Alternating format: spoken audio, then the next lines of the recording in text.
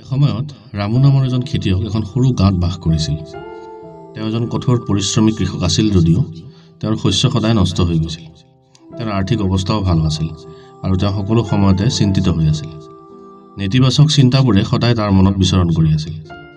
মোৰ ভাগ্য বেয়া, মই কেতিয়াও ধনী হ'ব নোৱাৰোঁ, মোৰ কষ্ট অসাৰ হৈ গৈ আছে, এই সকলোবোৰ কথা তেওঁ সদায় ভাবি আছিল। এদিনাখন এজন বুঢ়া ঋষি তেওঁলোকৰ গাঁৱলৈ আহিল। তেওঁ গাঁৱৰ মানুহক শিকাইছিল যে আকৰ্ষণৰ নিয়মে কেনেকৈ তেওঁলোকৰ জীৱন সলনি কৰিব পাৰে। তেওঁ কয়, আপোনাৰ চিন্তাই আপোনাৰ বাস্তৱতা সৃষ্টি কৰে। যদি আপুনি ইতিবাচক চিন্তা কৰে তেন্তে আপুনি ইতিবাচক ফলাফল পাব।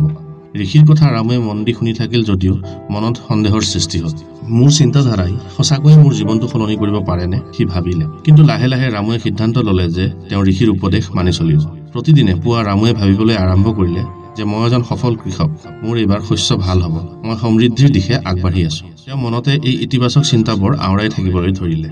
ৰামুৰ কাৰণে এইবোৰ কৰা সহজ নাছিল, কিয়নো তেওঁ পুৰণি চিন্তাধাৰাই তেওঁক খেদি ফুৰিছিল। কিন্তু তেওঁ প্ৰতিদিনে নিজকে ইতিবাচক কৰি ৰাখিবলৈ চেষ্টা কৰিছিল। ৰামুৱে নিজৰ চিন্তাধাৰা সলনি কৰিবলৈ তপস্যা আৰু ধ্যান অভ্যাস কৰিবলৈ ধৰিলে। প্ৰতিদিনে ৰাতিপুৱা সূৰ্যোদয়ৰ আগতেই সাৰ পাই ৰামু পথাৰলৈ গৈ ধ্যান কৰিবলৈ আৰম্ভ কৰিছিল। চকু দুটা মুদি ৰামুৱে ভাবিবলৈ ধৰিলে, মোৰ শস্যবোৰ এইবাৰ বহুত ধুনীয়া হৈছে, এইবাৰ মই বহুত ধুনীয়া ফল পাম।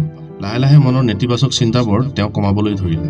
ধ্যান ধাৰণাৰ গভীৰতালৈ গৈ তেওঁ উপলব্ধি কৰিলে যে যদি তেওঁ নিজৰ চিন্তাবোৰ ইতিবাচকতাৰে ভৰাই তুলিব পাৰে তেন্তে তেওঁৰ বাস্তৱতাও সলনি হ'ব পাৰিব। কেৱল ইতিবাচক চিন্তাধাৰাই যথেষ্ট নাছিল। ৰামুৱে পথাৰত কঠোৰ পৰিশ্ৰমৰ লগতে আৰু অধিক বুদ্ধিমত্তাৰে কাম কৰিবলৈ ধৰিলে।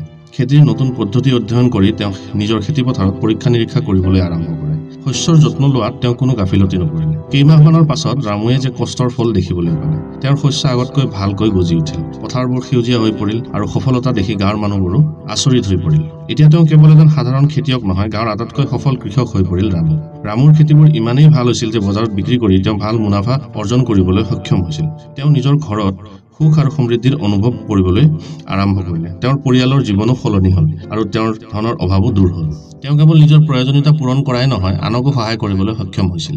এতিয়া তেওঁ নিজৰ অভিজ্ঞতাবোৰ গাঁৱৰ মানুহবোৰৰ আগত প্ৰকাশ কৰিবলৈ আৰম্ভ কৰিলে। আপোনাৰ চিন্তাধাৰাই আপোনাৰ ভৱিষ্যত গঢ় দিয়ে, তেওঁ গাঁৱৰ মানুহক বুজাবলৈ ধৰিলে। ইতিবাচক বুলি ভাবিলে জীৱনত ভাল ফলাফল আহিবই। ৰামুৰ সফলতাই গাঁৱত এক নতুন জোৱাৰৰ সৃষ্টি কৰিলে। আন কৃষকসকলেও তেওঁৰ চিন্তা আৰু কঠোৰ পৰিশ্ৰমৰ দ্বাৰা অনুপ্ৰাণিত হ'ল। তেওঁলোকেও নিজৰ দৃষ্টিভংগী সলনি কৰাৰ সিদ্ধান্ত ল'লে। লাহে লাহে গাঁৱৰ আন কৃষকসকলেও নিজৰ খেতিপথাৰত ভাল ফল দেখিবলৈ ধৰিলে। কৃষকসকলে ইজনে সিজনৰ লগত অভিজ্ঞতাৰ ভাগ বতৰা কৰি ইতিবাচক পৰিৱেশৰ সৃষ্টি কৰিলে। সকলোৱে মিলি এটা গোট গঠন কৰিলে, য'ত তেওঁলোকে নিজৰ সমস্যাৰ বিষয়ে আলোচনা কৰিছিল আৰু ইজনে সিজনক সহায় কৰিছিল। গাঁৱলৈ সমৃদ্ধি ঘূৰি আহিল। কিছু সময়ৰ পাছত আকৌ সেই বুঢ়া ঋষিজন গাঁৱলৈ আহিল। তেওঁ দেখিলে গাঁৱৰ পৰিস্থিতি কিমান সলনি হৈছে। সি ৰামুক সুধিলে, তুমি মোৰ বাৰ্তাটো বুজিব পাৰিছিলানে?